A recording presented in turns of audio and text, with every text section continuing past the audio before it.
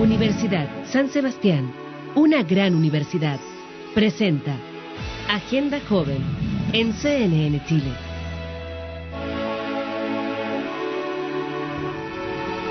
Jóvenes, Agenda Joven ya comienza para todos en todo caso.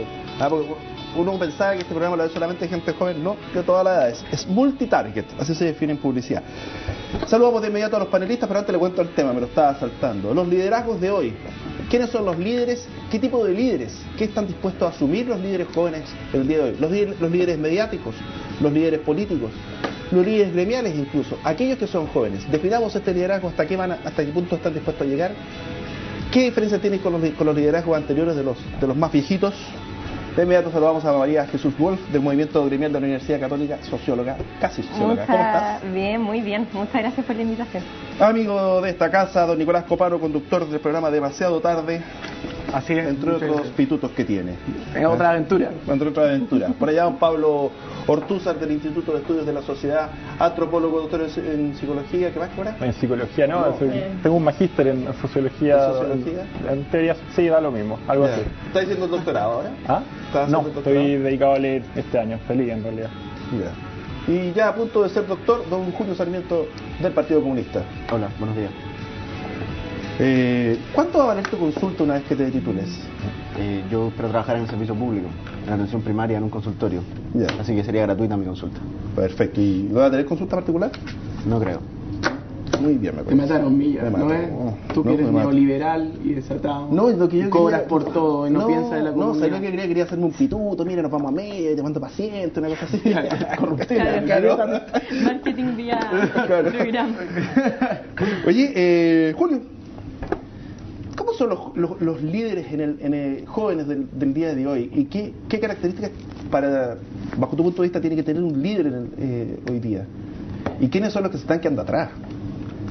Yo creo que ha habido una emergencia de liderazgos juveniles, pero a mí me interesa cuestionar un poco esta idea del liderazgo, esta teoría del liderazgo, esta como ideología del liderazgo que plantea que son las capacidades individuales las que hacen que destaquen ciertas personas entre los círculos humanos. Yo creo que lo que ha pasado acá es que ha habido una generación que se ha involucrado más que otras en asuntos políticos, que ha sacado la voz y ha tenido la fortaleza de organizarse y con esto generar espacios de incidencia y espacios de apertura de los ecos comunicacionales que hasta poco tiempo atrás caracterizaban al debate político en Chile. Y lo que les ha permitido eso a ciertas personas, yo creo que más que sus capacidades individuales de liderazgo, ha sido el contexto político que ha favorecido estos niveles de organización y estos niveles de toma de conciencia que son radicalmente distintos de lo que había tiempo atrás. Los liderazgos surgen generalmente ante necesidades, situaciones históricas, situaciones coyunturales y también cuando hay seguidores que están en busca de alguien a quien seguir.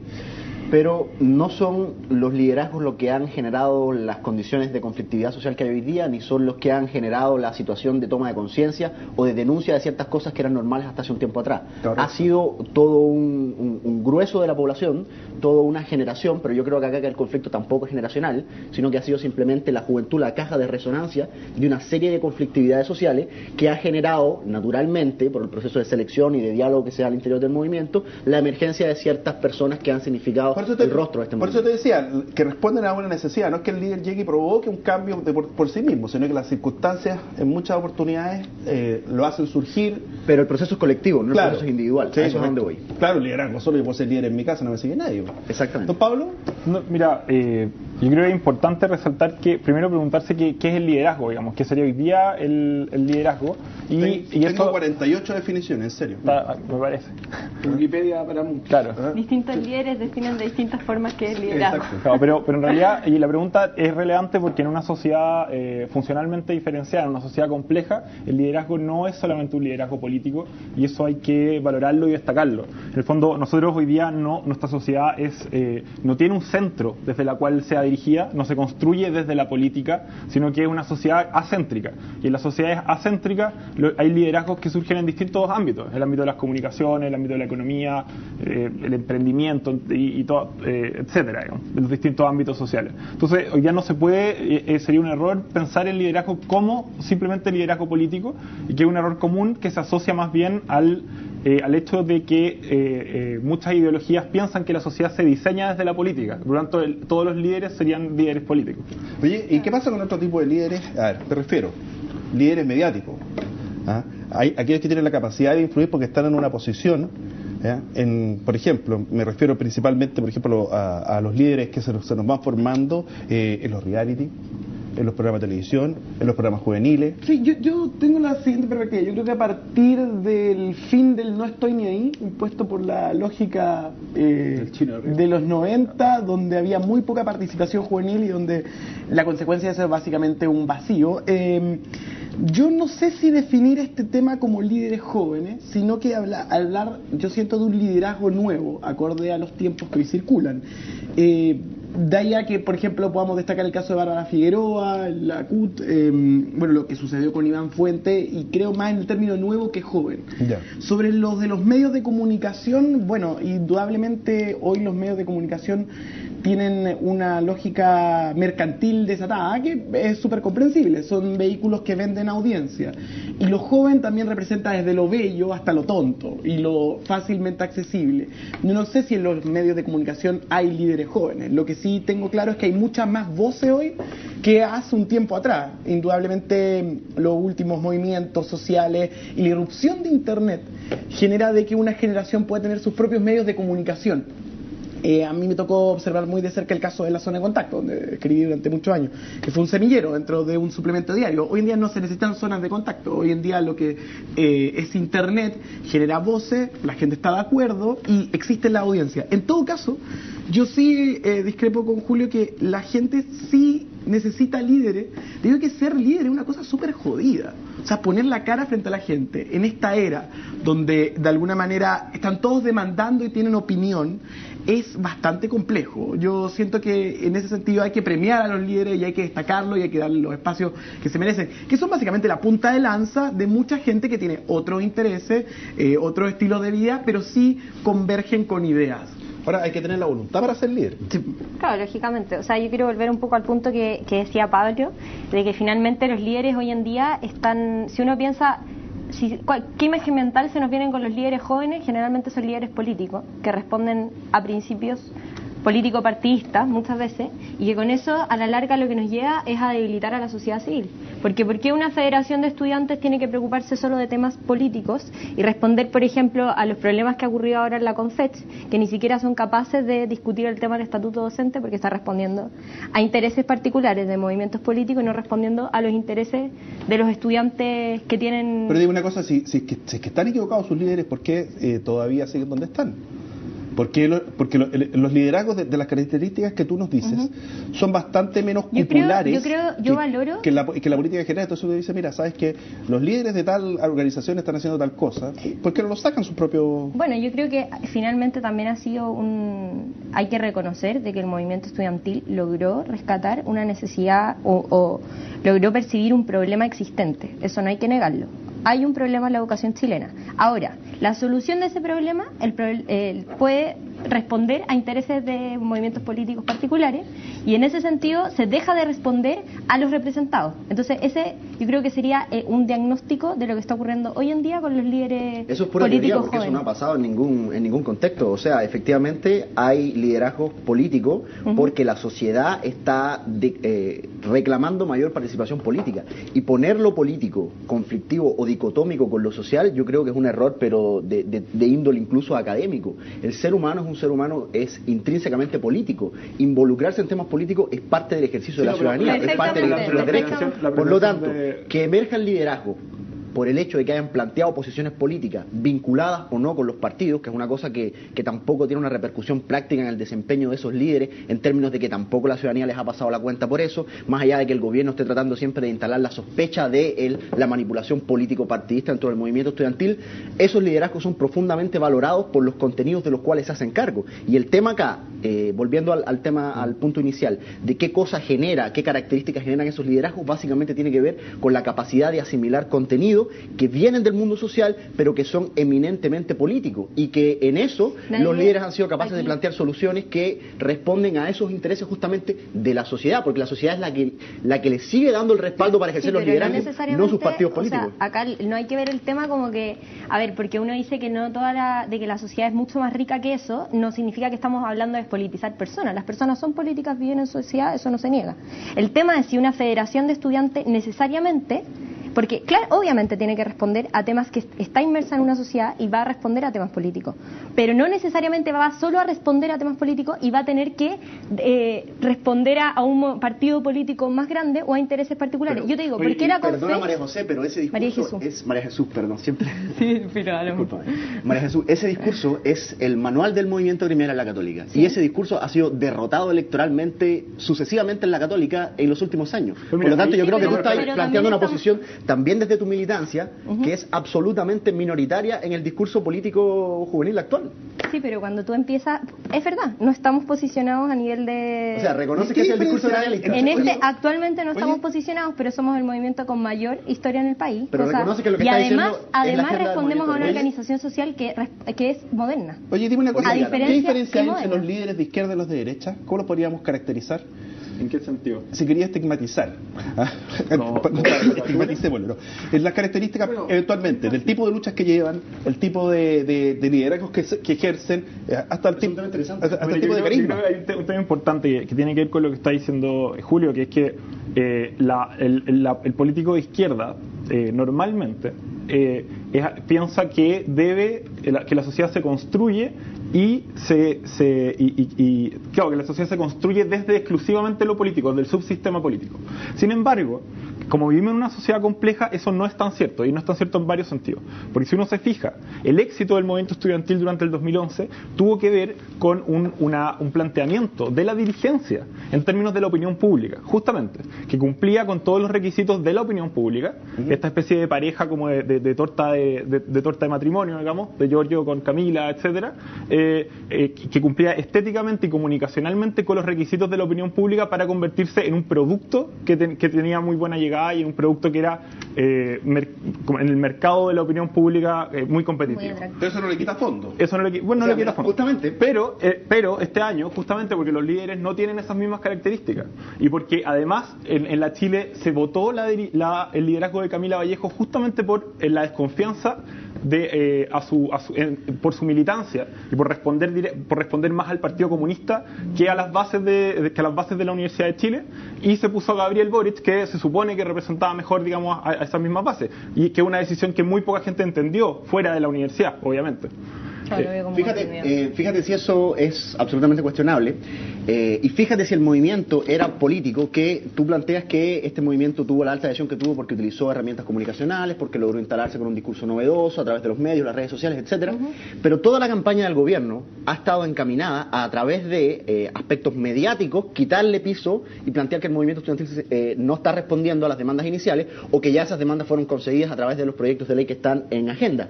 Y ha habido una fuerte campaña de desprestigio basada también en elementos comunicacionales. Sin embargo, eso no ha mellado en lo absoluto la adhesión ciudadana que tiene el movimiento. Por lo tanto, el contenido, la razón de ser del movimiento está en plantear temas políticos, en plantearlo con un nivel de conciencia muy superior a lo anterior, y en el nivel de cohesión y organización que sigue despertando simpatía ciudadana, pese a que comunicacionalmente esté siendo reiteradamente atacado. Fue porque la causa tiene total simpatía ciudadana, y en ese caso yo tampoco sería la excepción, digamos. ¿Y porque la solución pero no son las soluciones, es solo el diagnóstico. ¿Por qué la Camila perdió la presidencia de la fecha? Se conjugaron muchos factores ahí, en parte lo que plantea Pablo.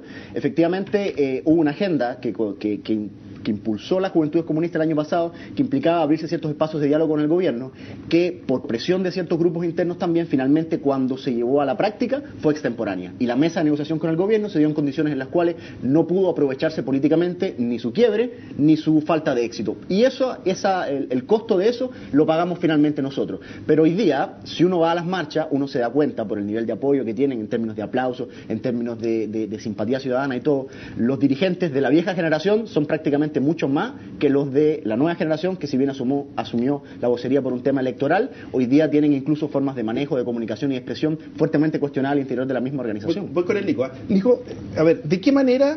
Porque tú dijiste hiciste una afirmación que yo creo que es parte de lo que constituye un liderazgo, que afortunado o desafortunadamente, mediáticamente, hablaste de dos líderes que fueron cautivadores, que tienen los carismas correspondientes. O sea, hoy en día un líder, un político que no tenga habilidades comunicacionales, le va a costar mucho más que el que las tiene. Es cosa de ver Obama. Obama es un ejemplo, es un producto de marketing absoluto. Dentro de esa categoría, de los nuevos líderes, ¿por qué mantiene un liderazgo Michelle Bachelet, por ejemplo? ¿Es por sus características comunicacionales o por su trabajo de fondo? Yo creo que por sus características comunicacionales. O sea, Bachelet, lo hablamos la semana pasada, tiene mucho el peronismo. Cada uno le da dentro de lo que quiere entregarle a Michelle su propia imagen, tranquilidad, progresismo. Uno le entrega un espejo. Pero yo no tengo duda de que cuando hablamos de líderes para la sociedad chilena y esos líderes son jóvenes, siento que la sociedad hoy no son núcleos cerrados y aislados, sino que están en permanente participación. Y ahí donde lo que básicamente sucede con los movimientos sociales es interesante. Y es interesante porque no es necesariamente partidista. Yo creo que a veces cuando nos metemos en la lógica partidista en sí mismo, dejamos a un montón de gente afuera. Hay gente que no siente representada por ningún tipo de discurso en los partidos.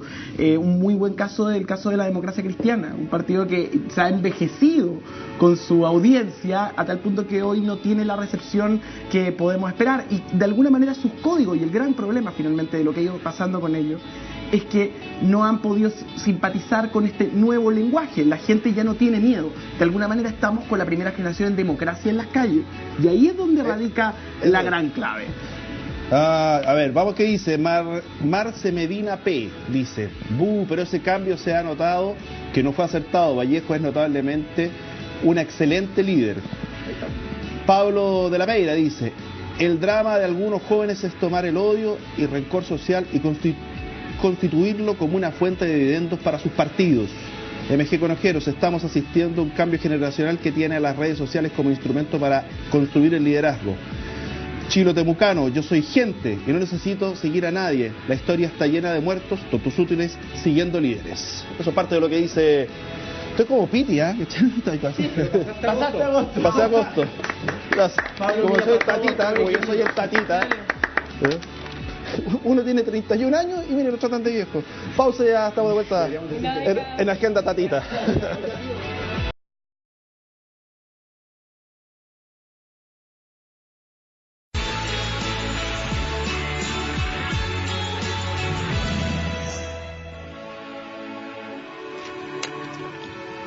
Estamos acá de vuelta en Agenda Joven, hablando de los liderazgos. ¿Quiénes son los líderes que ustedes jubilarían? Con nombre y apellido. A ver, vamos por parte, que sabéis que ya está muy pasado de todo. Pablo, ¿qué líder te gustaría jubilar?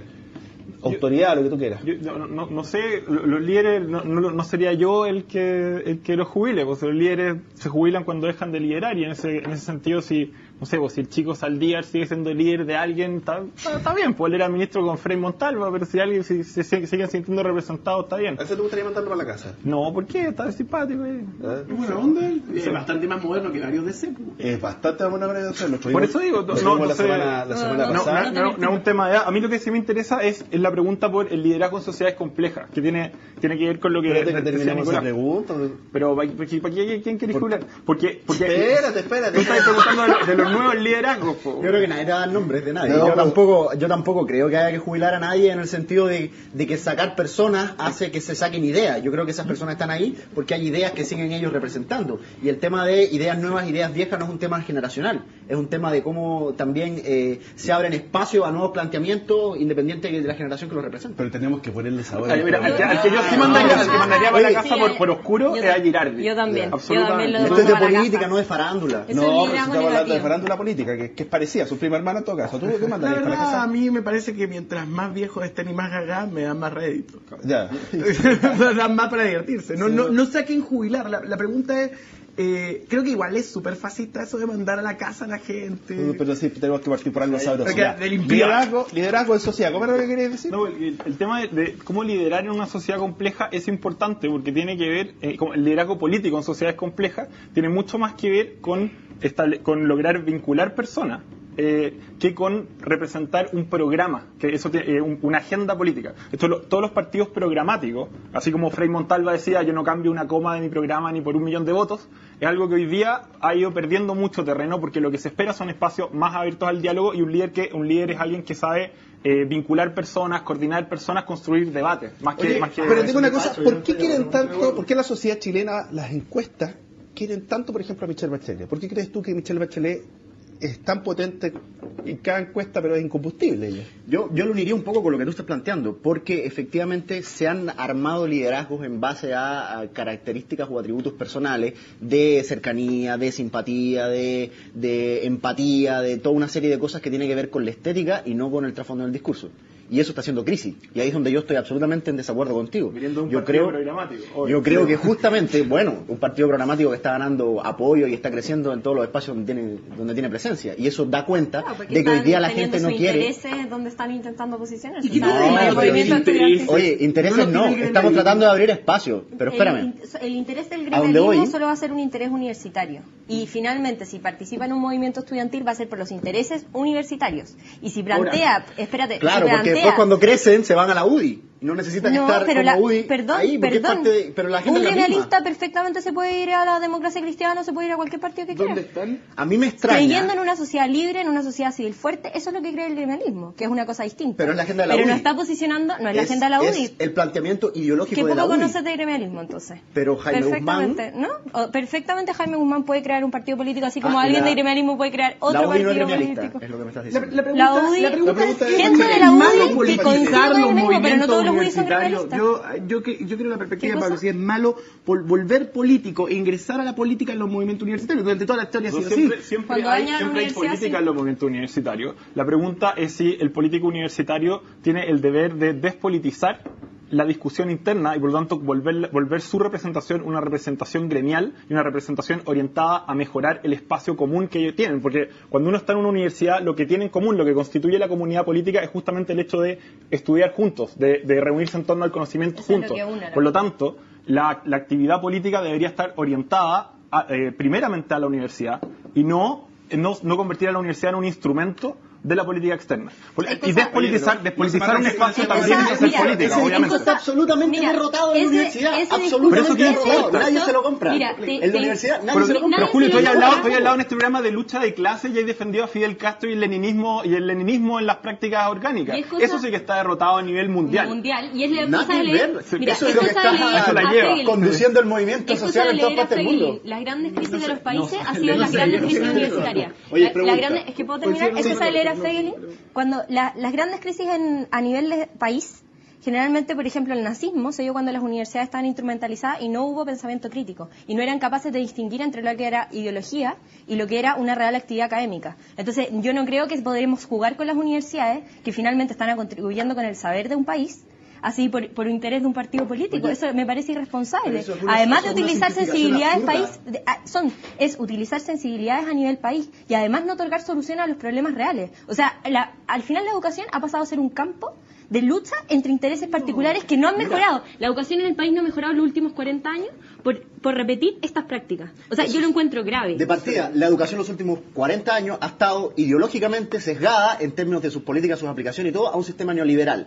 Segundo, todo el mundo, salvo ustedes, los gremiales y la gente de derecha, sea UDI, RN, lo que sea, aplicada en la universidad, son los que plantean la disociación entre los intereses de la universidad y los intereses políticos nacionales, que no son intereses político-partidistas. La política es una cosa donde confluyen distintas visiones, distintas ideologías, y de ahí se sacan mayorías o leyes o reformas que responden a conflictos de clases sociales. Y todo el mundo aboga hoy día por la politización de la política universitaria, por la politización de los movimientos sociales. Eso de todo el mundo es un 30 y tantos % del país con un 60 y tanto % de rechazo. Perdón, pero no sé ¿en si qué un 30 es mayor que 60. Ustedes? No sé si un 30 es mayor que 60. Pero tú te sumas los nulos y te sumas las abstenciones. ¿En qué movimiento social están ustedes? ¿En qué movimiento social conducen ustedes? Perdón.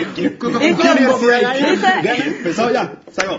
Pregunta, ¿usted por qué cree que en el mundo de hoy, en el Chile actual, con la cantidad de jóvenes que tenemos, y adultos por supuesto, y lo dice el censo, lo dice muy bien, donde no me encuestaron ni me censaron? ¿Te censaron? A mí sí me censaron. ¿Te censaron? ¿A ti? También. A mí también. Soy un NN estadístico soy, pero además lo preocupante es que fueron como... Contamos 7 manzanas en mi barrio que no la censaron. Dime una cosa, ¿por qué crees, por ejemplo, que el liderazgo de Bachelet se mantiene incombustible? El liderazgo de Bachelet, yo creo que porque Bachelet reúne una serie de atributos que a nivel de cultura chilena son destacables, pero Bachelet no representa un contenido, o sea, es Bachelet, no es la Concertación. Es solamente su figura. Ya, pero ¿qué Ella la hace carga con un capital simbólico potente, quizás porque es cercana, es una persona atractiva, es una persona que nunca ha sido conflictiva en cierto... O sea, ha sido conflictiva, pero no es una Evelyn Matei que siempre va al choque, por ejemplo. Es otro perfil. Yo creo que el liderazgo de Bachelet tiene que ver justamente con esta... Con que la política hoy día se tiene que orientar efectivamente, porque el subsistema político funciona a partir de la opinión pública. Hay lo que muchas veces llaman farandulización de la política, que es la construcción de personajes que son cada vez más mediáticos, entre comillas, es más importante que el contenido. Y eso tiene que ver con la confianza, justamente con la confianza que hay en las sociedades funcionalmente diferenciadas, en las sociedades modernas, en la estabilidad de las instituciones.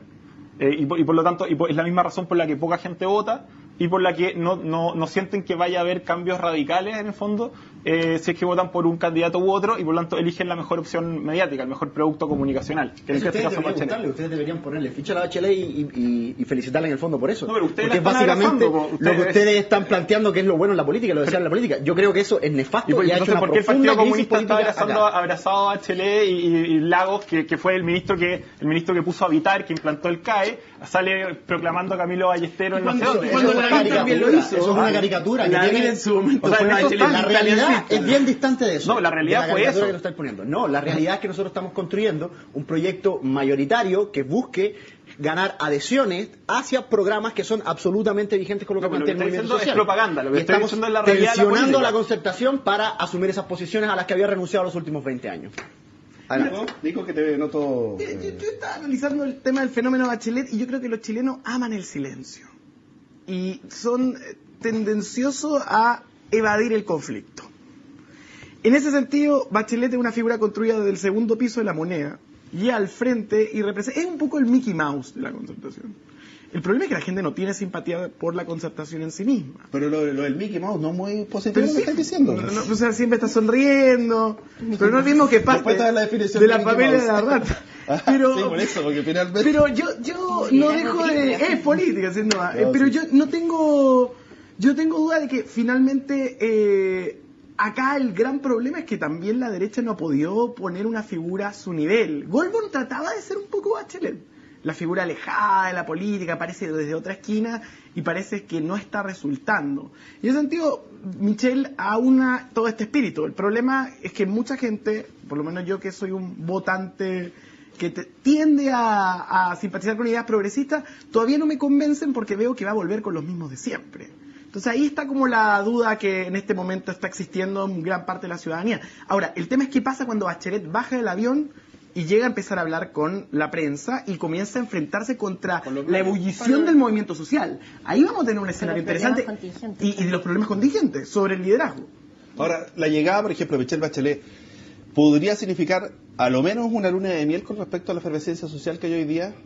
Bueno, yo creo que esa puede ser la esperanza de muchos empresarios, que es como esta especie de pacto en que la concertación ofrecía paz social a cambio de estar en el gobierno y protegerse, digamos, como una oligarquía política, que es lo que finalmente terminaron constituyendo. Estoy de acuerdo con Pablo.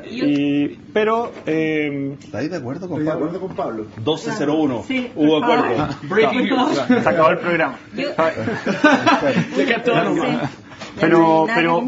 Pero también hay que ver qué es lo que... Por eso yo estoy de acuerdo con Nicolás en que hay que esperar que se baje el avión y que enfrente a los medios de comunicación. En el fondo, el silencio hasta ahora ha sido muy rentable, y cuando se empiezan a discutir ideas, cuando se comienzan a ver programas, yo creo que va a haber grandes cambios en las posiciones actuales. Y ahí podría también volverse competitivo Goldborn o competitivo quién sabe quién. Por ejemplo, el caso de Goldborn o el caso de cualquier liderazgo que en este momento pudiera aparecer del sector del sector de la alianza, son liderazgos mármicos, porque como fue en su momento también Bachelet, que con el tanque llegó arriba y gracias a las portadas de algunos diarios. Entonces, ¿qué importa quién esté en el gobierno si va con un buen equipo y va acompañado de los partidos? Y en ese sentido, el gobierno de Piñera ha demostrado que en el fondo sin ideas no se puede gobernar. Y eso es cierto. Y Jaime Guzmán de hecho siempre lo repetía, la idea de que las ideas gobiernan antes que las personas. Y por lo tanto, lo importante hoy día es el debate de ideas y cómo se va a configurar, cuál va a ser la articulación de ese debate en el momento de las elecciones. Y si los partidos hoy día están pensando que pueden ganar solamente presentando un producto atractivo para los medios, para el mercado político, están equivocados, yo creo, porque eso lo tienen que complementar con ideas, que ese es el error. Y no es un relato, son ideas de verdad. El relato es la forma de venderlo. Ideas en forma de programa, ¿cierto? Sí, no programáticas necesariamente, representar un horizonte político. Claro. Pausa en Agenda Joven y ya volvemos.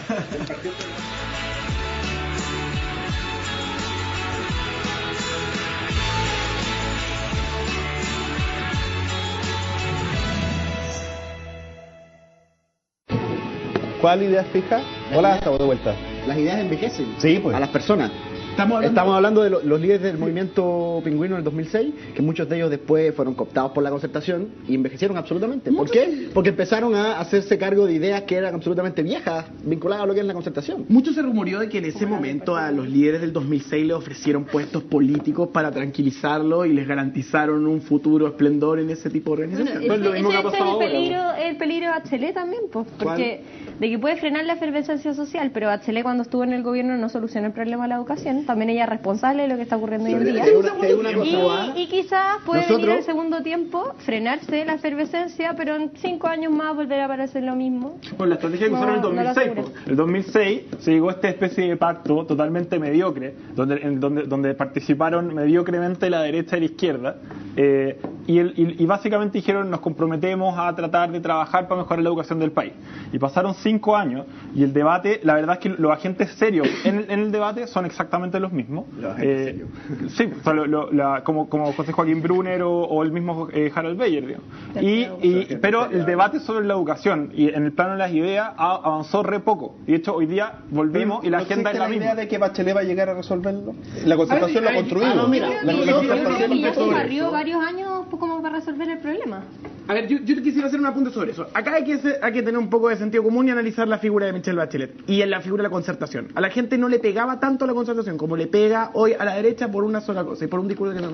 Bueno, por último ellos pelearon por la dictadura, decía la gente, en una esquina de su cabeza. Era como como su garantía, moral. una supremacía moral. Sí. Ahora en este periodo, donde hemos visto cómo de alguna manera ha pasado el tiempo, han entrado nuevas voces. A mí lo que más me parece alucinante del tema de Internet es que permanentemente ponen una pantalla en todo tipo de estructura, nuevos discursos para poder debatir. Yo creo que antes la gente de verdad se apartidizaba y era derechamente un tema de vida o muerte tener que discutir los temas. Hoy en día uno puede salir y tiene la capacidad de poder discutir, y yo creo que hacer debate le ha hecho muy bien al país durante la era Piñera.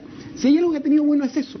Y en ese sentido, ahora si vuelve Michelle Bachelet, se va a enfrentar con un país completamente distinto y con fuerza nueva. Y con lo que yo volví a repetir, la primera generación en democracia en las calles. O sea, la gente que no tiene miedo, los hijos que no tienen miedo de las personas que sí tuvieron miedo durante la época de la dictadura a discutir, a conversar, a partizarse o a debatir. Eso es interesante porque justamente ese recuerdo de la posición que tuvo la concertación respecto a la dictadura era lo que discursivamente la sustentaba en una posición de izquierda, independiente que su programa fuera absolutamente neoliberal. Y hoy día que las generaciones que están demandándole más al sistema político no vivieron ese proceso, ese discurso dejó de tener sentido, porque no le hace sentido a gente que no vivió en dictadura. Pero una cosita que te quiero plantear, lo que el rol nuestro como Partido Comunista en este escenario político donde cada vez tenemos más gravitancia y donde vamos a jugar un rol, y para eso es el acuerdo que estamos haciendo para los concejales, gravitante también en el tema de cómo programáticamente cualquier candidato de centro izquierda se posiciona respecto al país, va a ser de no permitir nunca más que se acalle al movimiento social acá por acuerdos que se den solamente en el escenario político, ni que la política se desfase del debate social y del movimiento social. Nosotros justamente queremos ser el puente entre la lucha institucional y cómo esa lucha institucional representa a la movilización social. No, y cómo la movilización social contribuye a generar mayoría del Partido Comunista es más vieja que el hilo negro, que es básicamente operar a dos bandos desde la calle inventando liderazgos de la calle, supuestamente representando a grupos, pero en realidad cooptando los espacios cupulares de representación, y de esa forma, y teniendo políticos que pretenden escuchar al pueblo, que es escucharse a sí mismos, digamos, e impulsar en los espacios de representación la agenda que imponen en la calle. Claro, entonces, y te voy a hablar de qué tan efectivo ha sido eso. Nacionalización del cobre, reformas en cuanto a la salud, reformas universitarias en cuanto a la el universidad. movimiento estudiantil representa a la burguesía a nivel nacional porque no son los más pobres del país los que están en la Confex. Es la gente, no, pero sí es verdad. Eso no es cierto. Es verdad, no están representando un porcentaje mínimo de estudiantes a nivel país. Pero las ideas del Los movimiento más privilegiados del país. las ideas del movimiento estudiantil, y por eso es que el gremialismo es nefasto en política universitaria, no van a beneficiar a los propios miembros del movimiento porque no permite el avance del partido El comunista. movimiento estudiantil no busca las mejores condiciones de desarrollo de la universidad para ellos mismos. El movimiento estudiantil tiene una idea de país, y por eso es político. Tiene una idea de país que tiene que ver con cómo la educación es un derecho y cómo otros sectores desfavorecidos entran a la universidad. O sea, ¿en qué momento estos liderazgos se transforman? Porque estar desde la tribuna reclamando es bastante más cómodo que pasar al otro lado cuando te toca asumir ya las responsabilidades de lo mismo que reclaman. Y en ese sentido hemos encontrado bastantes líderes a lo largo de la historia del movimiento, pero que ahí mueren. Entonces, ¿en qué punto un líder se transforma? Porque después cuando les toca asumir responsabilidad llegan hasta ahí nomás. Y te voy a dar un ejemplo. Cuando en la última elección de diputados, si no me equivoco, la última, sí, hubo muchos líderes gremiales de diferentes gremios que participaron y les fue mal. De hecho, no salió ni uno.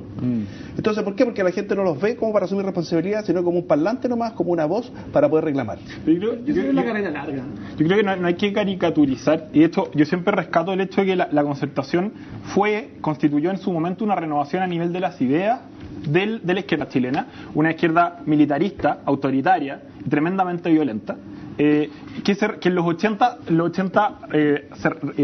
se reconstituye a partir de un grupo de intelectuales y eso le permite gobernar por 20 años. Lo que pasa es que esa base de ideas, digamos, se agota.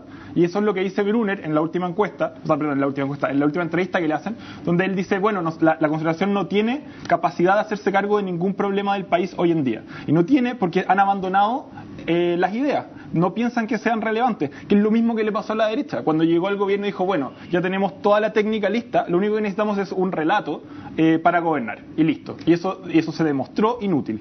Entonces, hoy día yo creo que las dos grandes coaliciones lo que deberían hacer, por un lado la centroizquierda requiere una renovación intelectual y la derecha, digamos, empezar también a plantear ideas. Si Camila Vallejo llegase al Parlamento, como que es lo que parece que se está pensando, ¿va a seguir siendo la líder de los estudiantes o ahí ya viene un cambio de rol? Yo creo que no tiene nada de malo.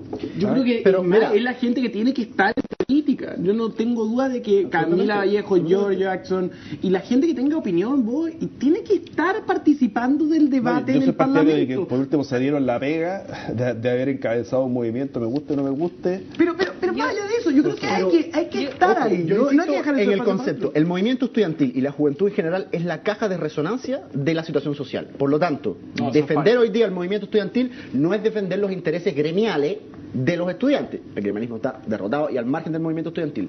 Es defender la posibilidad de, a través de la educación, darle acceso a herramientas necesarias para el progreso. El movimiento estudiantil, Pablito, por favor. Es darle a través de la educación herramientas a un sector de la sociedad que está absolutamente postergado. Que sí está expresado, si bien no tanto en el movimiento estudiantil universitario, porque está elitizado, era el movimiento secundario, que no tiene la movilidad social todavía resuelta, y por eso es que tiene la fuerza que tiene, y por eso es que genera la radicalidad que tiene. Ahora, si los dirigentes estudiantiles de este proceso entran al escenario político, la idea es que en ese escenario político logren, a través de su vinculación con esas ideas, abrir el marco de lo posible y generar este vínculo entre lo político y lo social que la Concertación apagó durante mucho tiempo. No es el marco de lo imposible. Es absolutamente necesario, posible, se hace en muchos otros países y además es imprescindible para alcanzar el modelo de desarrollo que nosotros tenemos, porque la derecha, para alcanzar el modelo de desarrollo que dice alcanzar con este mecanismo de administración económica y de todo, lo único que puede hacer es falsear la cifra, porque para poder crecer como el país dice crecer y como ellos tratan de, con estos ajustes, hacerlo ver, la única posibilidad es a través de la educación pública y a través del desarrollo de valor agregado a los productos. Yendo a los hechos, uno nota, espérate, el movimiento estudiantil representa primero a un segmento bastante bajo de todos los estudiantes del país en sí mismo. El activo político que tiene el movimiento es un porcentaje bajo de los estudiantes en el país. Las tomas, la gente en la calle, etcétera, no llegan, digamos, ni siquiera, quizás ni siquiera ni a la mitad, digamos, de los estudiantes del país. Por otro lado, las cúpulas dirigentes del movimiento, porque eso también es importante, que son los que van a negociar y los que van a terminar cortando el queque, son, por eso decía el programa pasado que eran representantes de la burguesía o de la pequeña burguesía, en este caso universitarios, que están exigiendo, además de los privilegios que ya tienen, más privilegios todavía, digamos. Y de hecho, la discusión en torno al CRUCH, por ejemplo, es vergonzosa, y protegiendo el privilegio de otros, además, como el estatuto docente. Y eso es por intereses políticos. Y aquí es donde tú haces una falsificación de la situación, porque lo que empieza a ocurrir es que estas cúpulas políticas, ya desde que asumen la dirigencia del movimiento, están pensando en representar intereses que son ajenos, que no tienen que ver con la educación y que por lo tanto están orientados justamente a llegar al Parlamento y a disputar temas de política nacional.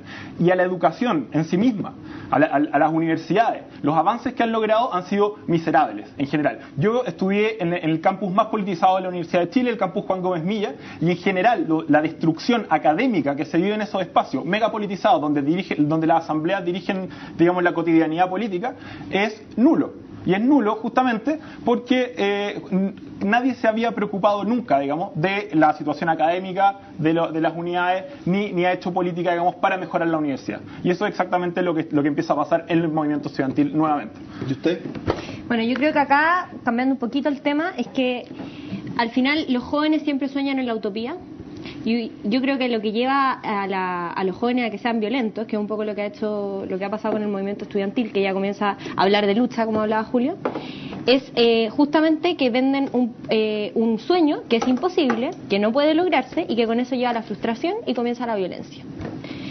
Y eso al final... Eso se llama acumulación en el lenguaje de la ultra. Claro. No, ¿sabes qué pasa con eso? Todo lo contrario. Yo creo que la apatía que se vive hoy día y la falta de presencia de los jóvenes en el contexto político tiene que ver con que ustedes han construido un sistema a través de la Constitución, a través del modelo político, a través del excesivo gerencismo y la administración como único paradigma de la transformación social, en el cual no tiene cabida la posibilidad de transformación, que es lo que mueve a la juventud. Si tú a la juventud le quitas los sueños, le quitas la posibilidad de construirse mundos posibles, la alejas absolutamente del aparato político, que tiene como fin no conservar los privilegios de las oligarquías ni de las clases dominantes, sino que debiese tener como fin el concederle representación a los conflictos sociales y solución a los conflictos sociales. Son otra oligarquía, simplemente. A la vuelta, le voy a dar pregunta para todos. ¿Usted se siente un líder? ¿Qué características tiene que tener? Pausa y ya estamos de vuelta. De vuelta acá en Agenda Nacional, dice: el líder tiene que representar, convocar y hacer partícipe de los cambios a aquellos que convoca. Para ver la estrella hay que mirar a las nubes. Esa lucha de movimiento social hace rato es mucho más que solo estudiantil. Y eso en general, de ahí vamos leyendo ahora. ¿Ah? Oye, ¿tú te sientes líder, Copano? Esos son títulos que instala la prensa burguesa y oligarca, y de la cual yo participo activamente. Pero yo quisiera hacer una pregunta antes de continuar con la conversación. Ya, pero yo creo que me contestes la pregunta. Es que no, pues son cosas que define la gente. Bien. Ahora, tengo un acceso a personas que es bastante agradable, o sea, en el sentido de que uno, gracias a su trabajo en medio, hace puente y ya no está... Lo que cambió con el tema de los medios de comunicación es lo siguiente. Antes, a mí, mi jefe me decían: usted va a estar de 2 de la tarde a 3 de la tarde diciendo la cosa que nosotros acordemos. En internet no, pues yo estoy las 24 horas conectado con miles de personas a través de los distintos sistemas. Ahora quisiera hacer una pregunta. ¿Has tenido buenos o malos jefes? Excelente jefe. Ah, ya. Yo en realidad... ¿Cuál es el jefe que más has querido de los que ha pasado por tu vida? El Pato Cueva en Rock and Pop, porque fue jefe mío largo tiempo. ¿Ya? Ok. Tú también trabajaste conmigo, pero yo quería hacer una pregunta. Y querías que lo dijera, pero no estás pasando agosto y todo. Yo quisiera hacer un apunte, y es sobre la política y los partidos políticos.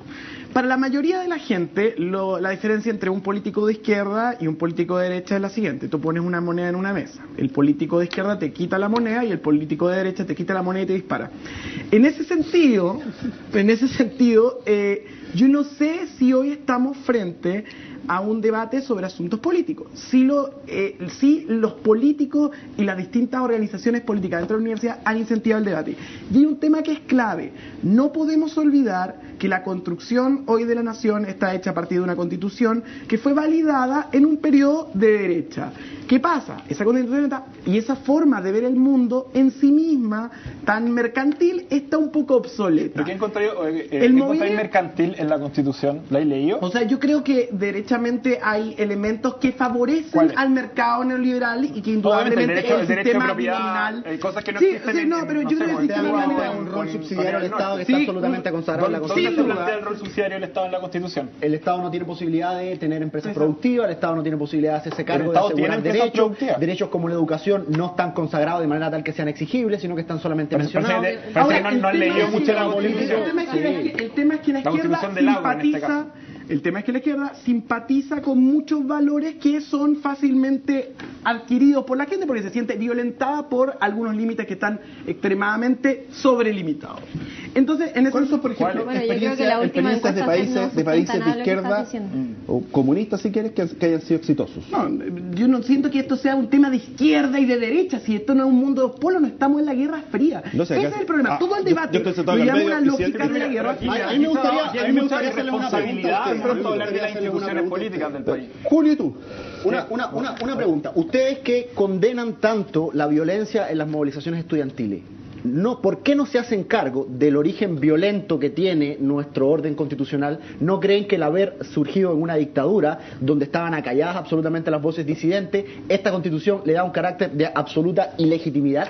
No, pero es que eso es como poesía, porque estáis mezclando cosas que no tienen nada que ver, en el sentido de que el año, en el fondo, si tú vas a los hechos, el año 60... da lo mismo la violencia para generar la constitución y para establecer el gobierno que le dio origen. Es que uno, si ve un hecho violento, siempre va a poder decir, pucha, es culpa del binominal, es culpa de la violencia, es culpa de cualquier cosa. O sea, es culpa de la Constitución, uno lo puede aplicar a cualquier cosa, pero hay que ver el origen. Requiere un análisis más fino del origen de la Constitución, porque la Constitución no la redactó Manuel Contreras. De hecho, para que tú sepas, todos los sectores militaristas dentro de la dictadura militar estaban en contra de que hubiera Constitución, porque le fijaba límites a la dictadura. Y ellos esperaban un orden franquista.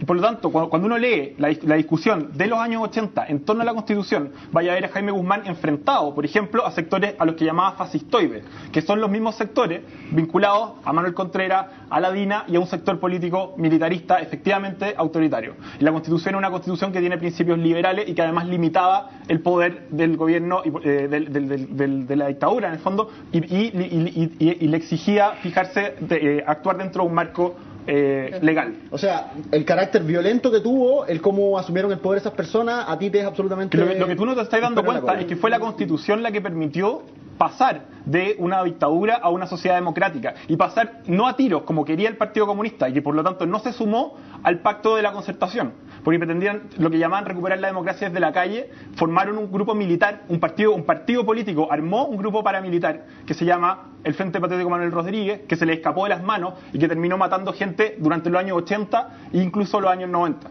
Yo lo que sé es que esa Constitución si no me equivoco, Guillermo Tellier era el encargado militar en los años 80. Sí, así es, efectivamente. El resto son conjeturas tuyas y son demonizaciones que tú haces de demonizaciones, que efectivamente fueron reales. Perdieron el control del Frente Patriótico. El punto es que esa Constitución benefició absolutamente a los sectores involucrados con el gobierno. ¿Cómo? Y esa Constitución significó que con el no, lo único que se ganara fue el plebiscito, porque no se ganó ni la democracia, ni se ganó la libertad, ni se ganó la alegría. Se mantuvo ¿qué es la ganar misma la alegría? orden Eso es de privilegio que existían en ese momento. Eso déjaselo a Gael García, digamos. ¿El asambleísmo es más democrático? La democracia directa es mucho más democrática que la democracia representativa. No cuando las asambleas constituyentes son mucho más democráticas para generar constituciones que las comisiones nombradas por dictadores. ¿Qué queréis preguntar? Que me sobraste la pregunta. Dice, ¿es lo político igual a los partidos? Había gente acá en internet que está escribiendo a @AgendaJovenCNN preguntando si lo político es igual a los partidos hoy en día. Yo creo que esa es una definición que está cambiando. Yo creo que la forma de participar hoy día es mucho más diversa. Entonces, en ese sentido... Bueno, de hecho, eso es lo que... Claro, pero el problema... ¿Con qué te tomas cuando...? No, pero este típico juego, lo político formalmente, efectivamente, tiene que ver con las instituciones y la disputa del poder institucional, y eso tiene que ver con partidos políticos. Si queremos llamar actividad política, eso es decir que todo lo que hacemos de algún sentido, de alguna manera es político porque está dentro de la sociedad, Bueno, obvio que sí, en ese caso todo es político, pero formalmente, en una sociedad funcionalmente diferenciada, donde hay un subsistema político que opera en base a reglas, lo político es la operación de ese subsistema. ¿Cómo puedes hacer política para llegar, hablemos de la política en el sentido, no en el sentido más amplio, sino en la política que provoca cambio al interior del gobierno del Estado, cuando no tienes acceso a los partidos políticos? Ahí tienen que surgir liderazgos. Los movimientos sociales que lo que logran es irritar, porque dentro de la operación de los distintos subsistemas sociales se generan problemas en su coordinación. Y los movimientos sociales tienen la gracia de lograr coordinar distintos subsistemas, como el subsistema económico y el subsistema político, para generar transformaciones, por ejemplo, para hacer visibles problemas, como por ejemplo el problema educacional. Y esa es la gracia. Pero las soluciones van a salir necesariamente de la institucionalidad política. ¿Hay democracia sin partidos?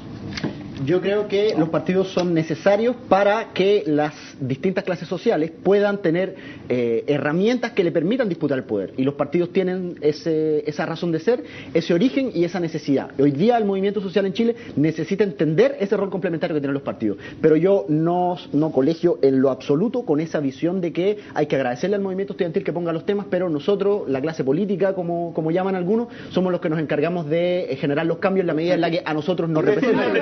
Yo creo que legislar desde la calle con un grupo totalmente minoritario y una cúpula que se puede regir, digamos, por lo que ellos piensan, es justamente lo más antidemocrático que ha planteado este movimiento. Eso es una ridiculez, Pablo, eso es una ridiculez. No se trata de legislar desde la calle, pero se si eso trata es lo que de tener diciendo. mecanismos. No, te voy a explicar lo que estoy diciendo para ver si lo entiendes. A ver, si querés te hago un monito. Mira, existen países eso es como París,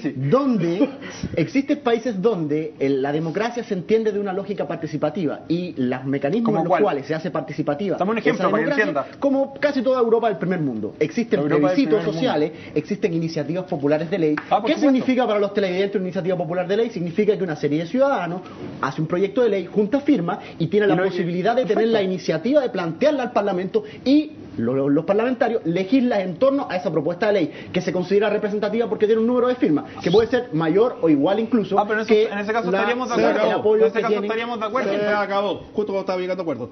¿Libro que recomiende don Julio? No tengo libro para recomendar ahora, pero sí, hay uno. La causa de los cuervos, de Javier Rebolledo. ¿Ese es un blog? No, es un libro que habla de el Mosito y toda esta historia relacionada con la dictadura. Ya, perfecto, sí. No lo he leído, pero me lo han recomendado mucho, al punto de que le quiero proponer a los televidentes que lo leamos. Sí, La causa de los cuervos, perfecto. Oye, la cita de vida del gato Gamboa. Gamboa fue director de Clarín, reconocido diario de la Unidad Popular, y además el mítico editor que puso en portada la frase "corrió solo, llegó segundo". Gamboa tiene un montón de anécdotas muy interesantes sobre el mundo del periodismo y sobre los últimos 50 años que pueden ser leídas, además relatada en el estilo de Pancho Muat. Está extraordinario, lo edita Lolita Editores. Está en su librería favorita. Está en Quelegua. La librería favorita, 30% de descuento es maravilloso. Sí, Queleo tiene muy buenos descuentos para los amigos. Y saluda a Fau. Yo voy a recomendar un libro que se lanzó esta semana. ¿Cuál? Se llama Asesinato en Campus Oriente, un libro sobre la muerte de Jaime Guzmán, que lo escribió Lilian Olivares. Ya. Muy interesante. Yo quería recomendar una etnografía que se llama Mirar, Escuchar, Callar, el significado de lo indígena en Chanquín, Cucao, Chiloé. Para volver, digamos, a mis raíces académicas, digamos. Y muy, muy bueno. De José Joaquín Saavedra, el autor. Oye, ¿a qué hora estás yendo? Estamos de 10 a 11 en dtvtr.cl, que es vía internet, y 24 horas por ahí, a la 1 de la mañana en Canal Vida Deporte, y acá en la siguiente CNN a las 2:30 de la mañana, flanqueando al gran Rafael Venegas, que está haciendo CNN Chilena D. Carlos Marston, MG Conejeros, Isma Comi, Spam Politic, Crash Override. Es que Crash Override, tú no sabes lo que es. Bernardita Soto, M. Lorca, en fin. Nax Orellana, muchas gracias por los tweets para que los vayan compartiendo todos los que están en comunidad. Y a Crash Override, saludos a su pololo. Aquí nos pone, que le saludemos a su pololo, dice esta tuitera. Nos encontramos el próximo fin de semana. Universidad San Sebastián, una gran universidad, presentó Agenda Joven en CNN Chile.